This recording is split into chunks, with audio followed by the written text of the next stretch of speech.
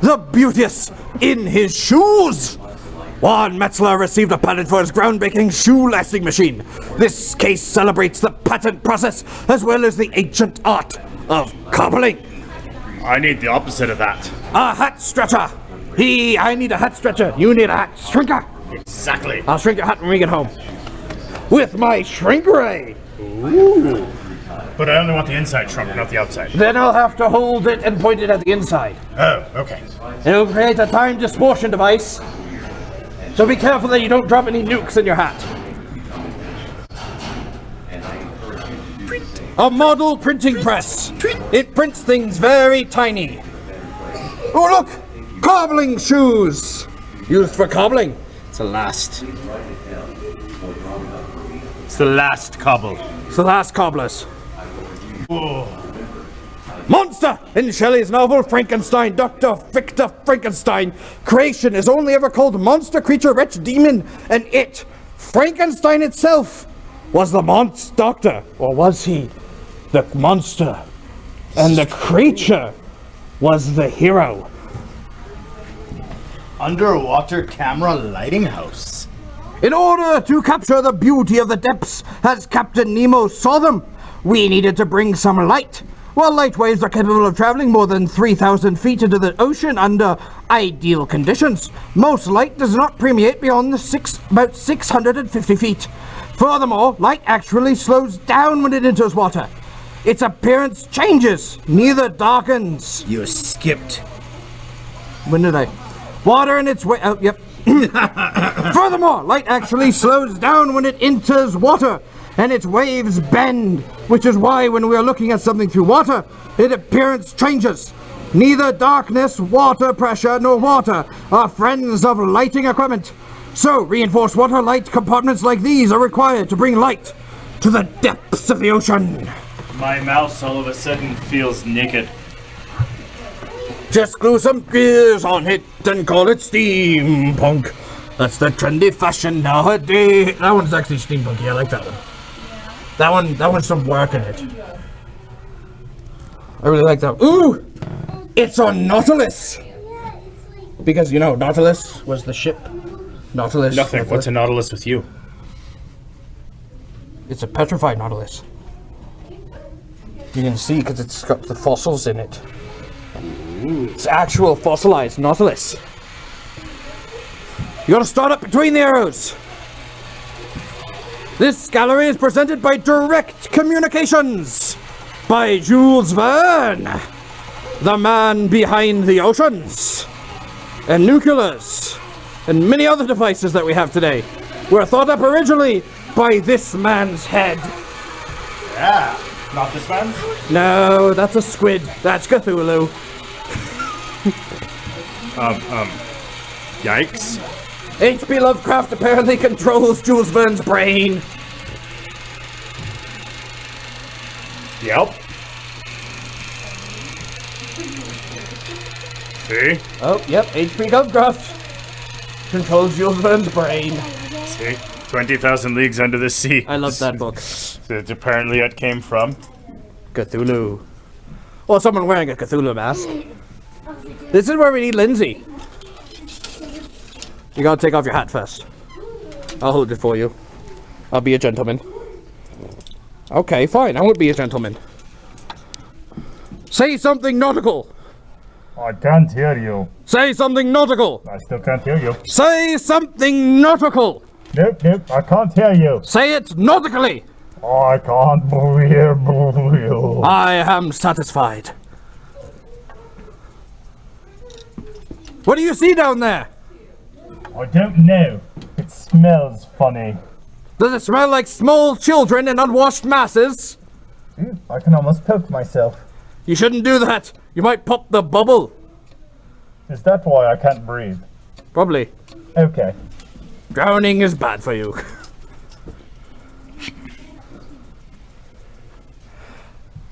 A few of Jules Verne's extraordinary characters. Captain Nemo, you are my prisoner of war. I keep you when I could, by a word, plunge you into the depths of the ocean, by 20,000 leagues under the sea.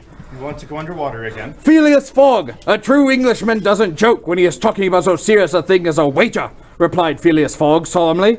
I will bet £20,000 against anyone who wishes that I will make the tour of the world in 80 days or less, in 1920 hours, or 115,200 minutes. Do you accept from around the world in 80 days, 1873?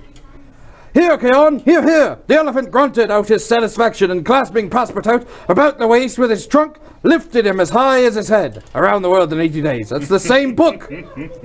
Otto Lennon.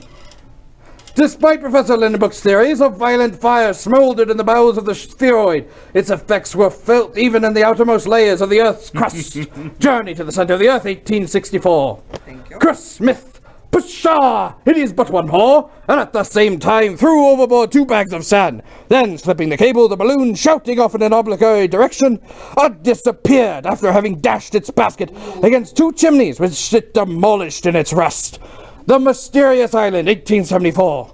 Rabor remained impassive. There is no progress for your air states. My citizen balloonist's progress is for flying machines. The bird flies, and he is not a balloon. He is a piece of mechanism. Rabor for Conqueror, 1886.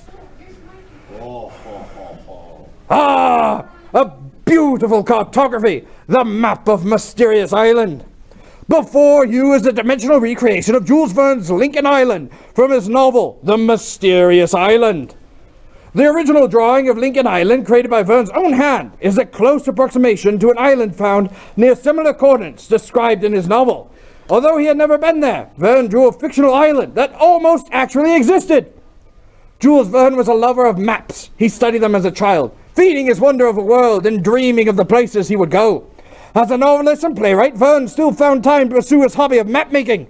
He created fictional maps of some of his novels and elaborately mapped his characters' courses in order to better build people their stories, even for characters who didn't know their way. His most famous use of coordinates perhaps is the novel 20,000 Leagues Under the Sea. Some believe that Lincoln Island was also the home base of Captain Nemo's Nautilus, as described in the novel.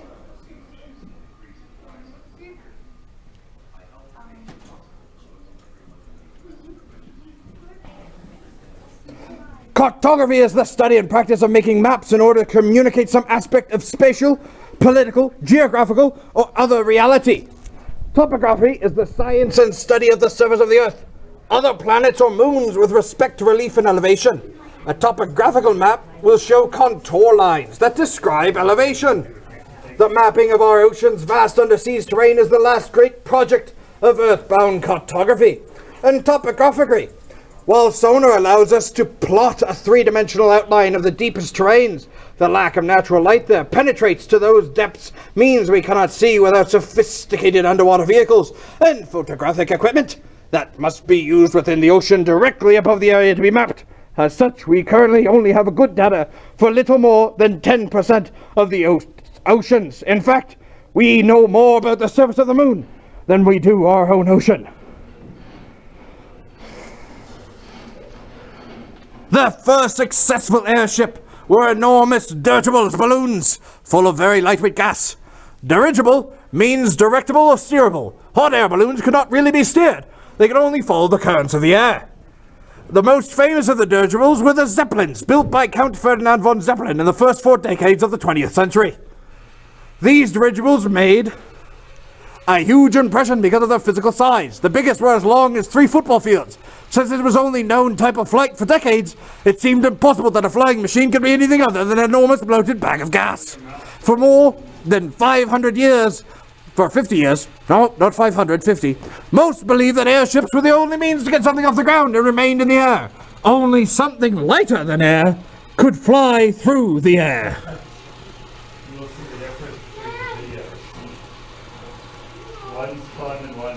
I can state flatly that heavier-than-air flying machines are impossible. So said Lord Kelvin in 1895. He was president of the Royal Society and served on George Eastman's British Board of Directors. The Wright brothers proved him wrong at Kitty Hawk in 1903. They were actually not the first to do flight. They were not, but that's all right. When they flew and successfully tested their first airplane, they were the first mass flight of more than a person, but they were not actually the first to take flight. That is a common misconception, although I cannot remember the name of the man who first did manned flight. I will have to come up with his name. The only problem was reporters went to the right. They did not go to him, therefore proving the right's right. Ha! But what about the wrongs wrong? I don't think that was his name. You don't think the wrongs were wrong and the rights were right? No. Ah, look at this beautiful eclipsis of atrapsices. Nobilis. I have that pistol. I even painted it to look that way. Oh. He's looking beyond you. He's looking beyond the beyond. Wait a minute. That's a Disney thing. Is it? Now it is. Ah, crap. Disney copyrights everything. I'll have to remove that. On guard!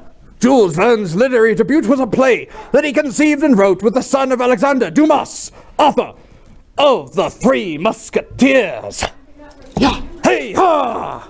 Avast and a guard thee! Well read. Jules Verne is the second most translated author of all time, behind Agatha Christie, during the 20th century. His works were translated in over 440 languages. Can you say 140 languages? 140 languages! Oh, you got me. I did. Here we have the great case of photography. Camera non obscura. There you go. The principle behind the camera's ability to project a reversed image through a small opening has been in practice for at least 2,400 years when it was recorded in Chinese writings. The ability to preserve that image for the future, however, only came into widespread practice in the early 1800s. Below is a brief survey of photography before and after George Eastman's contribution to the field. The camera in the eye. We do the rest. I'm not going to read all that because it's tiny. And I have to really get close. Like bump my head against the glass. And it hurts. It's painful. It's painful. Do you want your picture taken? I would love my picture taken. I shall stand.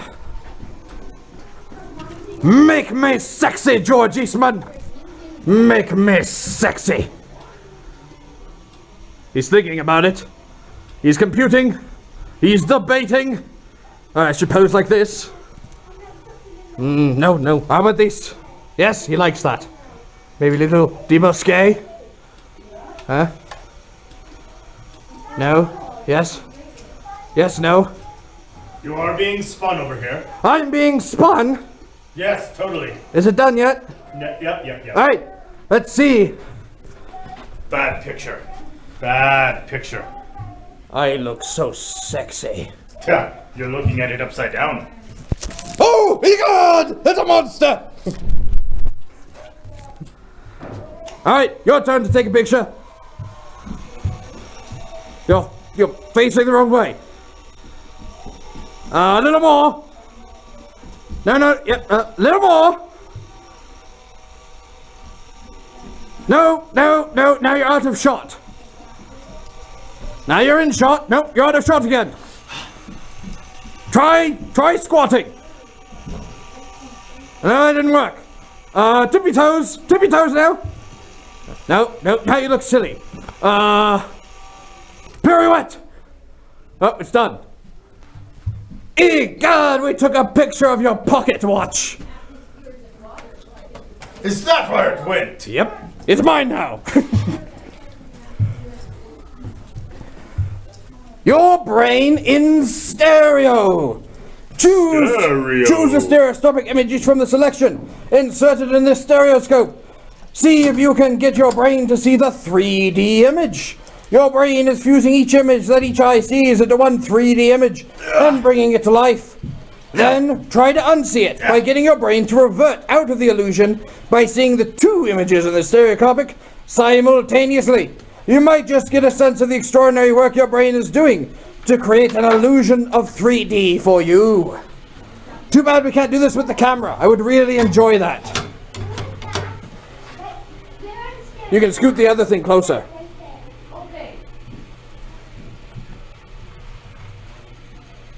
Yes, but it doesn't go close enough into focus. That's because you're blind as a bat. See, there is nothing there. It's all fuzziness. Yeah. Oh, wait. Oh. City workers. You see them?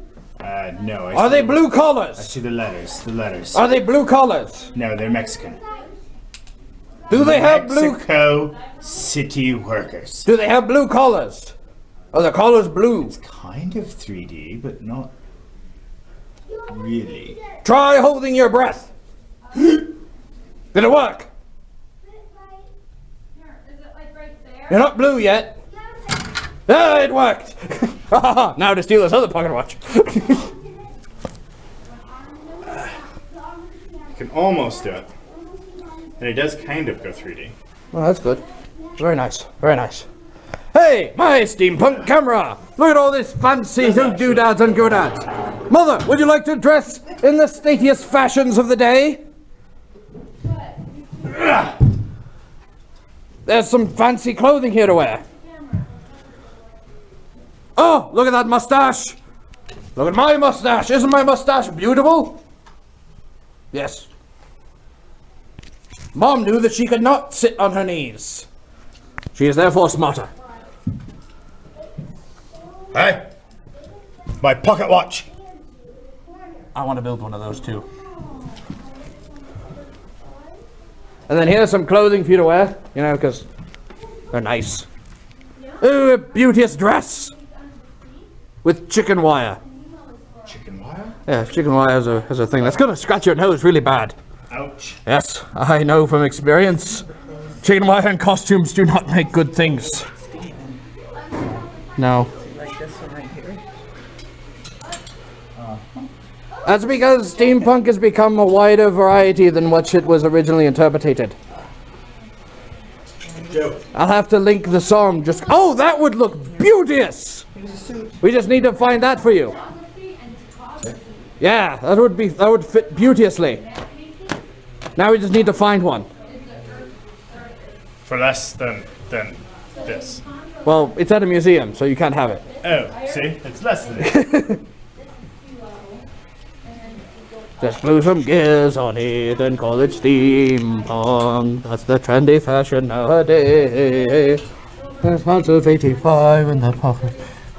We'll buy a pretty penny on eBay. I need to post the actual song because he does it much better than me, having being actually British. As I am just loud. Discover steampunk. No, it wouldn't fit you at all. No, it's size 12. These are my favorite part. 52. This is my favorite part of steampunk. Right there. Floating ships and dirigibles and zeppelins.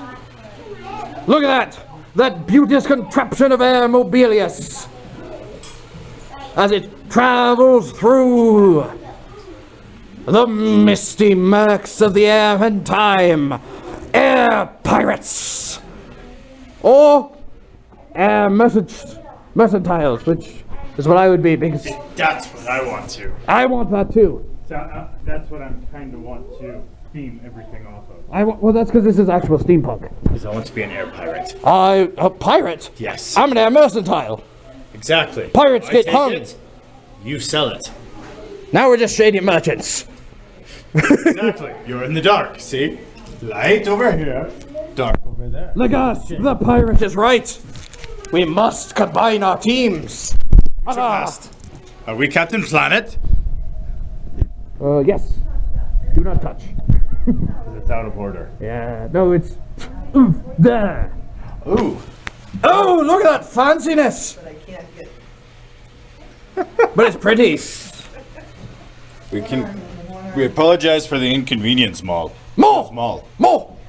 More is the person that has red Sure, hair. it's not Museum Don't touch of it. Idaho. Don't touch it, Lindsay. Don't touch it. Don't touch it. Don't touch it. You're thinking about touching it. You're touching about thinking it. Oh, what about future past? The world's oldest figurative art is the world's oldest picture is more than 35,000 years old. See, it's right there. Ah, look at that beautiful form. Making and taking pictures is very human. Because we understand time, we want to preserve the past for the future. In portraits, landscapes still live. Snapshots, we capture the world around us. To record, understand, and celebrate it. We can photograph the molecular and the galactic, the visible face and the invisible bone.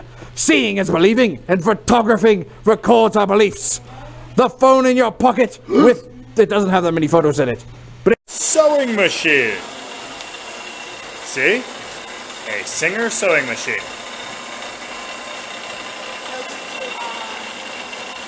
What is it sewing?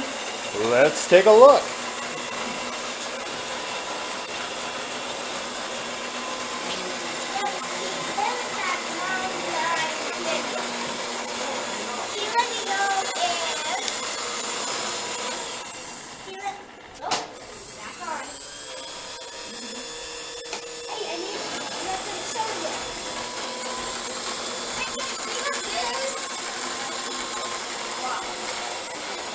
We have what? Where? Egg beater. We have an egg beater. Little egg beater like that. Ooh. And it's a peppermint. How about a hot plate? Yep. Or a timer? Yep. Or an apple peeler? But ours looks a little different now. Oh look, it's a calculator. Ooh. And it's a clothes ring router. A clothes ring router? Yes. Ooh. Yeah, don't get that dress, Ben. I like get tools. Oh, look at the bouquet. Shoes. I like those shoes. I want those shoes, Ben. I want to see some.